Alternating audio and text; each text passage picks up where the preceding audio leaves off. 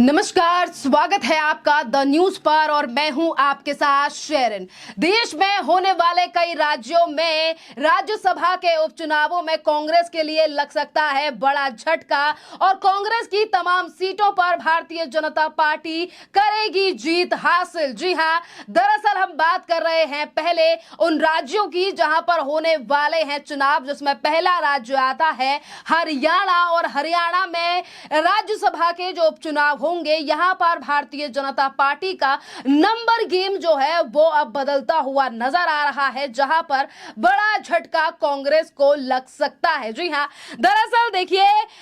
हरियाणा में जो है वो दो राज्यसभा की सीटों पर उपचुनाव होने वाले हैं और ये दो सीटें जो हैं ये केसी वेणुगोपाल और इसी के साथ दीपेंद्र हुड्डा की हैं, जो कि पहले राज्यसभा सांसद हुआ करते थे, पर इस लोकसभा चुनाव में कांग्रेस की तरफ से इन्हें लोकसभा की जगह दी गई, टिकट दी गई और ये जीत गए, जिसके चलते दोनों राज्यसभा की कुर्सियां जो हैं वो खाली है और जिस पर जल्द ही होने वाला है उपचुनाव। लोकसभा चुनाव के बाद उच्च सदन और राज्यसभा का नंबर गेम जो है वो भी बदल चुका है। जी हां, दरअसल उच्च सदन के कुछ सदस्यों ने लोकसभा चुनाव जीत लिया और बाद में राज्यसभा सदस्यता से इस्तीफा दे दिया, जिसमें कांग्रेस के भी दो सांसद शामिल हैं और पार्टी ने राज्यसभा सांसद केसी वेणुगोपाल और देवेंद्र हुड्डा लोकसभा चुनाव के लिए निर्वाचित हुए हैं। और आपके लिए बता दें कि केसी वेणुगोपाल राजस्थान और दीपेंद्र हुड्डा जो हैं वो हरियाणा से राज्यसभा सांसद थे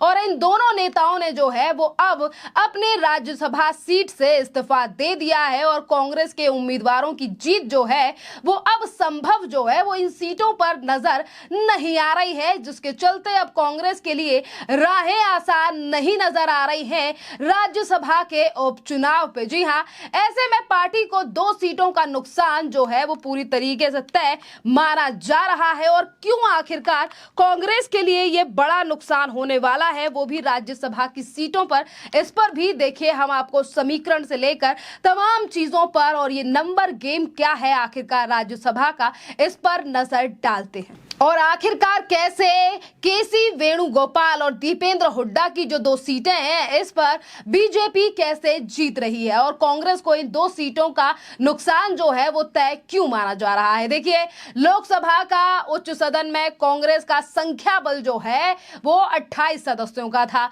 और अब दो सदस्यों के इस्तीफे के बाद पार्टी उच्च सदन के नंबर गेम पर जो है वो 26 पर आ चुकी है। कांग्रेस राज्यसभा में भारतीय जनता पार्टी के बाद जो है वो दूसरे नंबर की पार्टी है। बीजेपी के राज्यसभा में 90 सदस्य हैं और लोकसभा चुनाव में बीजेपी को 63 सीटों का नुकसान हुआ था और पार्टी 2019 के 303 के मुकाबले इस बार 240 सीटों पर रही, लेकिन राज्यसभा में उसे इन दो सीटों का जो फायदा है वो तय माना जा रहा है कि इन दो सीटों का फायदा बीजेपी के लिए ही होगा। लोकसभा चुनाव में 99 सीट जीतकर दूसरे नंबर की पार्टी बनकर उभरी कांग्रेस का अब राज्यसभा में जो है वो नंबर कैसे खतरे में आ रहा है और कैसे बीजेपी को फायदा हो रहा है। देखिए, बीजेपी को राज्यसभा चुनाव में दो सीटों का लाभ होगा और पार्टी संख्या बल के लिहाजे से 92 सीटों के साथ साथ नंबर 1 पोजीशन को और मजबूत कर लेगी। दरअसल राज्यसभा या उपचुनाव में मतदान के लिए +1 फॉर्मूला का उपयोग होता है। हरियाणा विधानसभा की स्ट्रेंथ के लिहाजे से देखें तो दीपेंद्र हुड्डा के इस्तीफे से खाली हुई सीट पर जिन सुनिश्चित करने के लिए किसी भी दल को 46 विधायकों के प्रथम वरीयता के वोट चाहिए होंगे और बीजेपी के पास 41 विधायक हैं और एक निर्दलीय विधायक हरियाणा लोकहित पार्टी के गोपाल कांडा को मिलाकर सरकार के पास कुल जो है वो 43 विधायकों का समर्थन है, जो 46 से सिर्फ और सिर्फ 3 कम है। और इन दो राज्यों में बीजेपी की जीत इसीलिए ज्यादा निश्चित मानी जा रही है क्योंकि एक तरफ जो उपचुनाव है वो राजस्थान में होगा और एक तरफ होगा हरियाणा में और इन दोनों राज्यों में ही भारतीय जनता पार्टी की सरकार है। और हरियाणा में बात करें तो देखिए, हरियाणा में बीजेपी अकेले दम पर जो है वो सीट जीतने की स्थिति में नहीं है, फिर भी कांग्रेस या कोई अन्य पार्टी उनके खिलाफ उम्मीदवार उतारने के लिए जो है है वो हिचक यानी कि और इसके पीछे से है बीजेपी की ओर से जननायक जनता पार्टी। जी हां, जेजेपी के 4 विधायकों का समर्थन का दावा है और बीजेपी ने जब जेजेपी से गठबंधन तोड़ लिया था, जेजेपी प्रमुख यानी कि दुष्यंत चौटाला ने दिल्ली में ही अपने फार्म हाउस पर विधायकों की बैठक बुलाई थी, जिसमें 4 विधायक नहीं पहुंचे थे और सरकार ने जिस दिन सदन में बहुमत साबित किया उस दिन जेजेपी प्रमुख यानी कि रैली कर रहे थे उस दिन, और सभी विधायकों ने इस रैली में पहुंचने के लिए कहा था और जेजेपी के ही कुछ विधायक जो हैं वो समय पर विधानसभा में मौजूद थे। यानी कि कहीं ना कहीं एक गणित जिस तरीके से सामने आ रहा है तो जेजेपी के जो कुछ विधायक हैं वो भी जा सकते हैं भारतीय जनता पार्टी के साथ। यानी कि जहां पर